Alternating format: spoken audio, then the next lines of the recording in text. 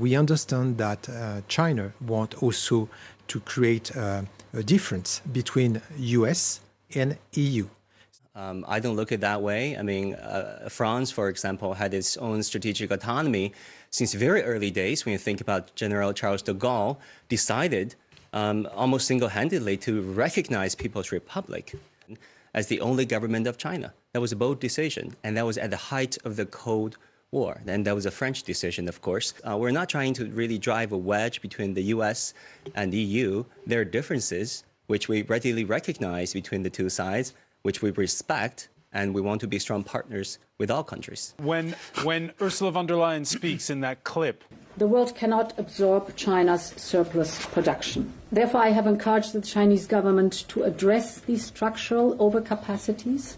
When I was a correspondent in Washington, the first story that I was covering was when President Obama gave billions of dollars of subsidies to Solyndra, a California-based solar company, if you remember that episode. So I think it's a myth that China is accused of producing overcapacity because Germany exports some 80% of its cars, and it didn't get accused France just closed its last solar. France just closed its last solar panel making factory, and the boss of the company said, "We just can't compete. They're selling below market rate, and we cannot compete." It's because China can produce it faster, cheaper, and they're flooding better. We have a fair number of Volkswagen cars on the Chinese street, and there's a good amount of Microsoft computers, laptops, and China didn't complain that.